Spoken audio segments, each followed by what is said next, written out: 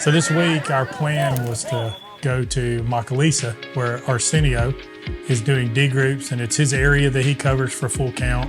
And on Sunday, we played Sunday afternoon against a all-star team, so to say, some guys that he threw together, some leaders, some people in his groups that he wanted to bring. We got to share with them after the game. It's guys that Arsenio's trying to invest in heavily. And it was really cool to see how God's growing Arsenio's ministry and reach in the Macuelizo area. And after the game, I got to speak, and just something was in my heart, and I wanted to say something, and it was the easiest it had ever been for me to talk to a group of people. Even though I knew half of them, the other half, I'm very confident took my message to heart, because I mean, a lot of them were in agreement.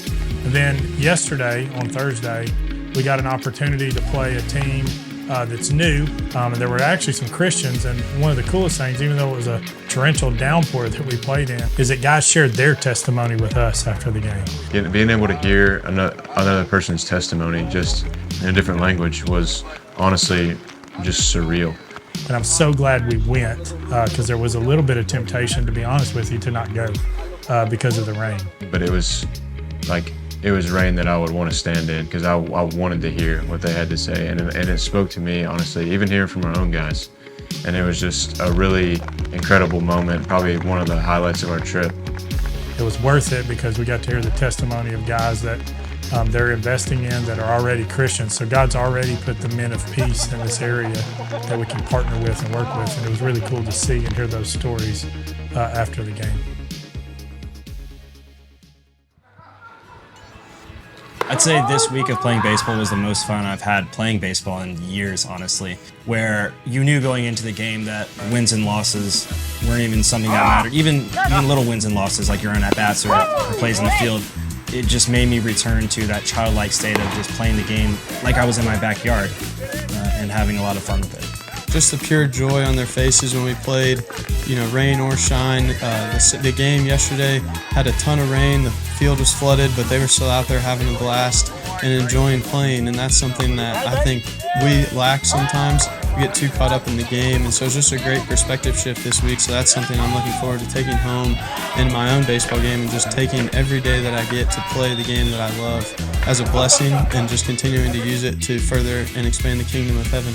This was probably the most fun I've had in a while, just with the pressure of playing baseball in the States and the expectations around school ball, especially playing at a university, building this brotherhood and playing baseball together. It was fun. It felt like a new opportunity to just play the game for the way it is and to have fun. I felt like I was able to just enjoy it with new people and spread the gospel. And so all the teams that we played were just playing baseball for the love of the game. They're not getting paid to do it. And some of them, too, also love the Lord and see the perfect combination between the two. And that was really cool to be able to use the game to meet these guys where they were and in that natural state of just love and joy they have for baseball. And another highlight was getting to play, the Olympics of the Mission House, which was awesome. I mean, just getting to have 3 teams put together with Americans and Nicaraguans was just a whole lot of fun. It really didn't even feel like there was a language barrier there. We were just all having so much fun just being at the house. On the all side of the gospel, we were able to just play games together and build fellowship with the Americans as well as the Nicaraguans. You got 4 for John. Team John wins. We played games together. We were able to be teammates with them, play basketball, things like that, bocce ball, cornhole. And it got intense, but it was fun just to do that. It is a close game right now. It is 19-15. It is pressure right here.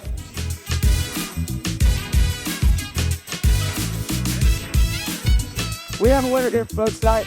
It is Jonah Smithson and Aaron Ash. All right, what y'all gonna do? Y'all just won a championship. What are you gonna do now? We're going to Disney World. Going to Disney World? Yeah! So I think the opportunity to just hang out and enjoy the time at the house and play games together, I think that built us closer together. And I think that's what freed up conversation in the week and allowed us to speak to each other in a way of family and just expose parts of ourselves that we normally wouldn't have exposed if we just played baseball the whole week.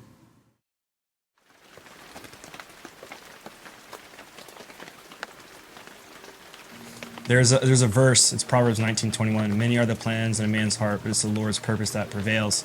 And I think that really proved its worth and validity during this week in the sense that we came down here with the expectation that we were going to be playing 5 straight days of baseball, and every single day that the rain kept us from playing, something beautiful happened amongst us and amongst some other members in the community that would have never been possible had we been far away at a baseball field or stuck getting back. And that was really special to see that every single time where we felt like we lost something, God filled it back up even more in better ways than we could even imagine. We were sitting around, we were doing a video series, I believe, and then all of a sudden just heard a big loud noise and nobody really knew what it was, and then come to find out it was one of the neighboring houses. Their roof had kind of collapsed in, and it was an immediate kind of all hands on deck. You know, we didn't get to play because of the rain, but obviously the purpose was revealed to us later. God was like, hey, here's an opportunity. And so we went over there and cleaned up the house. And I know a few of us got to kind of catch a glimpse of the actual family that lived there, and the lady was just in tears. You know, you could tell there's a language barrier there, but you could tell that she was just overwhelmed with the gratitude. And God removed baseball with the weather so that we could study the book of Malachi. So it turned out that in the morning we studied the book of Malachi and got some really good talk about our sacrifice and what we're willing to give up and the cost of following Jesus. I think my favorite thing I took away from Malachi was how we always point out other people's sin in their lives and we can't look at our own. And that's a lack of self-reflection on our own part. Matt Chandler in the series of Malachi talked about how we have 20/20 vision of others, but we look cross-eyed at ourselves. At the end of the day, we have all sinned and fallen short of the glory of the God. And so they're no better or no worse than I am. And so I need to make sure I work on myself rather than pointing out the problems of others. He quoted, God died on the cross for your current version of self, not your future. So what that means is you don't have to sit there and be a polished up Christian before you start acting like it. You know, he wants you as you are, and then to, no matter what level you are in your faith or your walk, to start somewhere and then just continue to progress. And then at night we got a chance to come back together and study the book of John and really just the life of Jesus. I'll say from John that we need to be willing to accept Jesus fully and to not regret full surrenderance, and to understand that it's important to put God first and to spread the word and be disciples of Jesus, and to not be ashamed or feel like we can't spread the gospel to people around us, and to not worry about being separated or being looked down upon. I loved in John 10 the analogy of the sheep and the good shepherd, how the sheep know his voice and he knows them by name, and how we're to be led by him and following the Lord in his guidance as the good shepherd, as someone that's not a thief or a robber or trying to lead us astray or cause us harm, but truly has our best interest and is going to continually lead us in the right direction and already has laid down his life for us, his sheep. It really opened up, I think, the hearts of the guys. It gave us an opportunity to share some testimony, some struggles, some battles that men are fighting. With the guys playing and the guys who are a little bit older and might not be playing, we don't always get to interact a lot, so it was great to spend time getting to learn from them, taking a piece of their knowledge from them, and just asking questions that go beyond the surface with them, taking pieces from what they said and how I can incorporate that in my own life and my own journey when I'm on a baseball field with my teammates one day, and just being able to equip myself further to share the gospel with everyone that I meet. I mean, the one word I would give it is freedom, because I mean, there was days where I would talk to Spates and Dane, and I could just sit there and talk to them for probably 2 hours, and it's just like I could let everything out of my heart that was either a burden to me or it was hurting me.